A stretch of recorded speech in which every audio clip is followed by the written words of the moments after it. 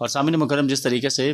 وانی صاحب بھی گفتگو کر رہے تھے کہ اس کی قیمت جو ہے وہ یقینی طور پر ادا کرنی پڑے گی، نہ صرف بھارت کو بلکہ اس کے ساتھ ساتھ خطے میں موجود دوسرے لوگوں کو بھی، کیونکہ جس طریقے سے ہم یہ دیکھ رہے ہیں کہ بھارت مقبوضہ جموں و کشمیر کے اندر اپنے غیر آئینی اقدامات کو پروان چڑھا رہا ہے، یہ سیم ہمیں ایک فارمولا نظر آتا ہے جو اسرائیل طرز کے اوپر بنایا گیا ایک فارمولا ہے، جس طریقے سے اسرائیل نے آہستہ آہستہ فلسطین کے مسلمانوں سے ان کی زمین جو ہے وہ ہتھیا لی، اور اب غزہ کے اوپر بھی وہ قبضہ کرنے کی کوشش کر رہا ہے۔ پوری دنیا کے سامنے موجود ہے کہ کس طرح اسرائیل فلسطین میں اپنی درندگی دکھا رہا ہے۔ تو وہیں ہم یہ دیکھ رہے ہیں کہ مقبوضہ کشمیر کے اندر بھی کچھ اسی طرح کی صورتحال کا سامنا جو ہے وہ کرنا پڑ رہا ہے۔ پورا ایک وہی ماڈل جو ہے وہ بھارتی حکومت مقبوضہ جموں و کشمیر کے اندر جو ہے وہ نافذ کر رہی ہے، جس میں ہمیں یہ نظر آ رہا ہے کہ مقبوضہ جموں و کشمیر کے اندر آپ دیکھیے کہ پہلے آئینی حیثیت کو ختم کیا گیا، آرٹیکل 35A کا نفاذ کیا گیا، 370 کا جو ہے وہ آپ دیکھیے کہ 370 کا نفاذ کیا گیا، 35A کا خاتمہ کر دیا گیا۔ تو یہ وہ تمام چیزیں ہیں جو کہ کشمیریوں سے ان کی شناخت کو چھین رہی ہیں۔ اور اب اس کے بعد آپ دیکھیے کہ ایک عدالتوں کی امید تھی، کہیں نہ کہیں جا کے کوئی 100 میں سے 1% امید تھی کہ شاید بھارتی جو عدالتیں ہیں اور ان کے جو ججز ہیں ان کا ضمیر جاگے گا اور یہ انصاف کا ساتھ دیں گے، لیکن حقیقت میں ایسا کچھ نہیں ہو سکا۔ آج اس کا فیصلہ جو ہے وہ کشمیر کی عدالت کا جو فیصلہ ہے کشمیر کے حوالے سے بھارتی عدالت کا، وہ بھی ہمارے سامنے آ چکا ہے۔ اسی پر ہم مزید گفتگو کرتے ہیں۔ اس وقت ہمیں ٹیلی فون لائن پر جوائن کریں ڈاکٹر سید مجاہد گیلانی صاحب ہمارے ساتھ موجود ہیں، آپ صدر ہیں کشمیر الائنس فورم کے، ان سے اس پر بات کرتے ہیں۔ السلام علیکم ڈاکٹر صاحب۔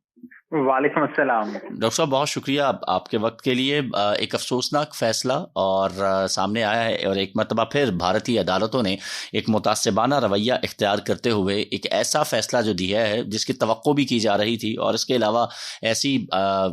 دوسرے لفظوں میں اگر کہا جائے کہ جس طرح حکومتیں شدت پسند ہیں وہاں کی، تو عدالتیں ان کے استعمال میں آ رہی ہیں، اور وہی شدت پسندی کا مظاہرہ ہمیں ان فیصلوں میں بھی نظر آ رہا ہے۔ کیا کہیں گے؟ بسم اللہ الرحمن الرحیم۔ دیکھیے، پہلی بات تو یہ ہے کہ بھارتی عدالتوں سے کسی بھی قسم کے انصاف کی توقع رکھنا یا کسی ایسے فیصلے کی توقع رکھنا جو کہ کشمیریوں کی جو خواہشات ہیں، ان کی امنگیں ہیں، ان کی عکاسی کرتا ہو، یہ تو بالکل ایک عبث بات تھی، یہ بالکل ایک احمقانہ سوچ ہوگی۔ میں یہ سمجھتا ہوں کہ آج کا جو ایک فیصلہ ہے، جو اللیگل ایکٹ یا جو غیر قانونی اقدامات 5 اگست 2019 کو نریندر مودی کی حکومت نے لیے تھے، آج وہاں کی سو کالڈ عدالتوں نے اس کو وہ قانونی تحفظ فراہم کر دیا ہے۔ لیکن دوسری طرف ہمیں یہ بھی ماننا اور سمجھنا پڑے گا کہ جہاں بی جے پی یا نریندر مودی کی حکومت نے بہت سارے اقدامات کیے تھے، بالکل جس طرح سیٹلر کولونیلزم کے حوالے سے مقبوضہ جموں و کشمیر کی سرزمین پہ انہوں نے ایسے لوگ لانا شروع اور بسانا شروع کر دیے جو کہ RSS کی ترجمانی بھی کرتے تھے اور RSS کی سوچ جو ہے اس کے حامل بھی تھے۔ بالکل اسی طرح ہندوستان کی جو یہ کوٹیں ہیں، ہندوستان کی جو یہ عدالتیں ہیں، جنہیں شاید انصاف کا مظہر ہونا چاہیے تھا، اس کے اندر بھی کالے کوٹ پہنے ہوئے جو لوگ ہیں وہ دراصل RSS کی سوچ کی عکاسی ہی کرتے ہیں۔ اور آج کا یہ فیصلہ ایک دفعہ دوبارہ سے اس بات کا ثبوت بن کر ابھرتا ہے کہ چاہے ہندوستان کی عدالتیں ہوں، ہندوستان کے سوشل آرگنائزیشنز یا پھر انسٹیٹیوشنز ہوں، یا ہندوستان کی پولیس ہو، ہندوستان کی آرمی ہو، ہندوستان کے پولیٹیکل چہرے ہوں یا ہندوستان کا بیوروکریٹک چہرہ ہو، وہ تمام کے تمام مقبوضہ جموں و کشمیر کے حوالے سے ایک ہی پیج پر ہیں۔ اور وہ پیج یہی ہے کہ ہندوستان مقبوضہ جموں و کشمیر کو اپنا سو کالڈ اٹوٹ انگ سمجھتا ہے، لیکن اس اٹوٹ انگ کو اپنے ساتھ رکھنے کے لیے وہاں پہ اس کو 9 لاکھ سے زائد بھارتی فوجیوں کی بھی ضرورت پڑتی ہے۔ ڈاکٹر صاحب، یہ فرمائیے گا، یہ فیصلہ جو آیا ہے اس کی ٹائمنگ ہم دیکھ رہے ہیں کہ بڑی اہم ہے۔ آپ دیکھیے 2019 کے اندر جب یہ اس پہ شب خون مارا گیا کشمیر کے اوپر، تو اس کے ساتھ ہی ہم نے دیکھا کہ جب اپلیکیشنز دی گئیں اس فیصلے کے خلاف، تو 4 سال تک اس معاملے کو لٹکایا جاتا رہا۔ اس کے بعد ہم نے دیکھا کہ ستمبر میں سماعت ہوئی، اور پھر فیصلہ محفوظ کر کے دسمبر میں اس کا فیصلہ سنایا گیا، اور اب کیونکہ اگلے سال انتخابات ہیں، تو کیا آپ یہ سمجھتے ہیں کہ یہ پوری پلاننگ کے ساتھ بنیادی طور پر انتخابات میں نتائج حاصل کرنے کے لیے مودی حکومت کی جانب سے جو ہے یہ کارڈ کھیلا گیا ہے؟ بالکل، ایک لحاظ سے جو اینگل ہے جو آپ لے رہے ہیں وہ بالکل درست اینگل ہے، اور ہمیں جو یہ فیصلہ ہے جہاں ایک طرف ہمیں اس بات کی نشاندہی ہو جاتی ہے کہ بی جے پی حکومت کا جو منصوبہ تھا یا بی جے پی حکومت جو عوام کو پیش کرنا چاہتی تھی، اس کے اوپر یہ ایک اور مہر ثبت ہو چکی ہے۔ اب اس وقت بھی آپ یہ فیصلہ جب پوری تفصیل میں دیکھتے ہیں تو آپ کو پتہ چلتا ہے کہ عدالت نے 5 اگست 2019 کے جو غیر قانونی اقدامات ہیں ان کو سو کالڈ قانونی تحفظ تو فراہم کر دیا ہے، لیکن ساتھ ہی ساتھ سینٹرل حکومت کو یہ ہدایت بھی کی ہے کہ وہ مقبوضہ جموں کشمیر کو یونین ٹیریٹری سے واپس دوبارا ریاست کا جو تشخص ہے یا جو ریاست کا مقام ہے وہ دوبارہ دے دیا جائے۔ ہیلو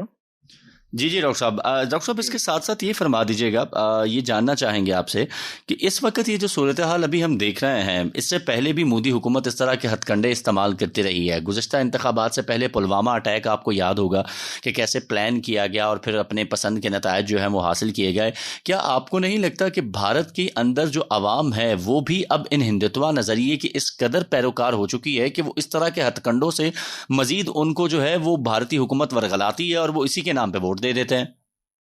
بالکل ایسا ہی ہے، یہ ماننا پڑے گا کہ دیکھیے اس سے پہلے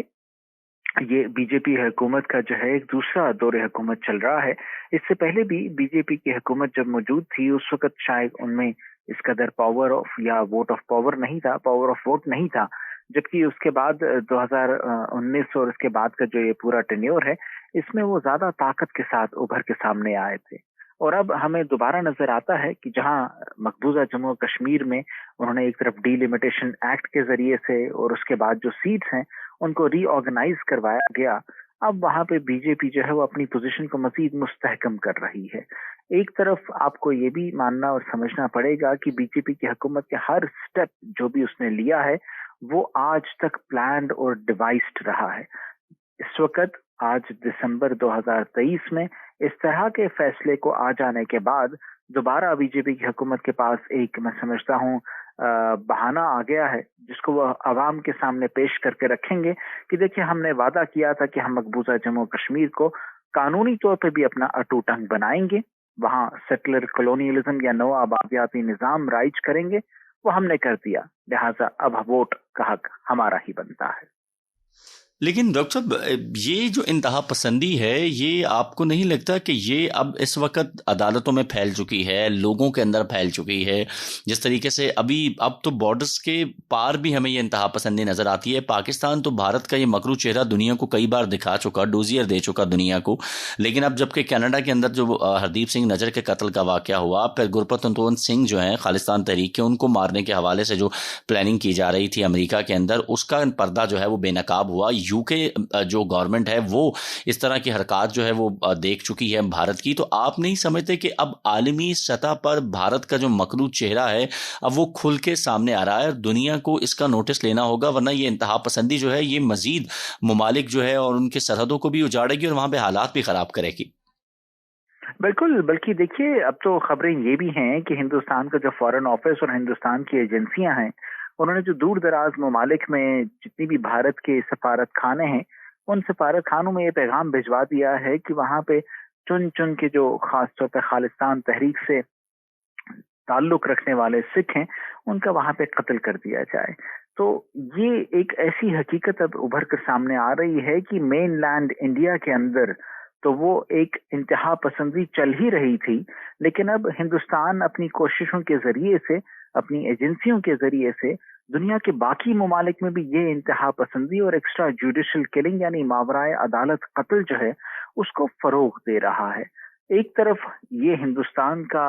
وتیرہ ہے، دوسری طرف ہمیں اب دنیا کو دیکھنا پڑے گا کہ 5 اگست 2019 کے اقدامات ہوں یا اب اس وقت ہندوستان کے یہ مکروہ قسم کے اقدامات ہوں، دنیا کیا کر رہی ہے۔ دنیا نے، اقوام متحدہ نے اور مقتدر قوتوں نے مقبوضہ جموں و کشمیر کیا بلکہ پوری ریاست جموں و کشمیر کے عوام سے ایک وعدہ کیا تھا، اور وہ وعدہ ایک فری، امپارشل اور فری پلیبسٹ کا تھا، فیئر پلیبسٹ کا تھا، استصواب رائے کا تھا، کشمیری عوام کو ان کا حق دینے کا تھا۔ آج میں سمجھتا ہوں کہ ہندوستانی عدالت کا یہ فیصلہ پوری دنیا کے ممالک پہ ایک تمانچہ ہے، اقوام متحدہ کے چہرے پہ ایک تمانچہ ہے۔ اب وقت آ چکا ہے کہ ہم وہ جو فولز پیراڈائز جسے کہا جاتا ہے کہ بے وقوفوں کی جنت میں رہنا،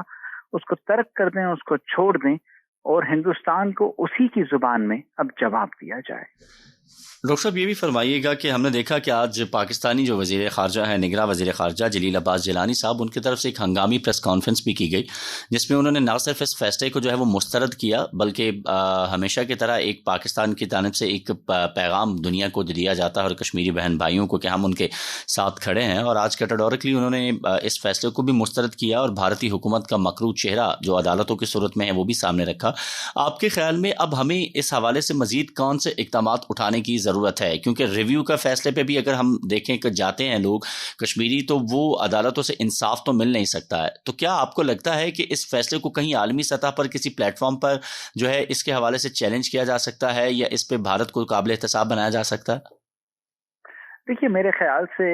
آرٹیکل 35A ہو یا آرٹیکل 370، اس کی جو ایبروگیشن یا اس کو ختم کر دینا ہے، یہ تو 5 اگست 2019 کو پریکٹیکلی ہو چکا تھا، اور اس کے بعد سے سبسیکوینٹلی جتنے بھی قوانین لائے گئے وہ تمام کے تمام غیر قانونی ہی تھے۔ لیکن پھر یہی بات آ جاتی ہے کہ جب آپ ایک کلونیل رول کے اندر ہوتے ہیں،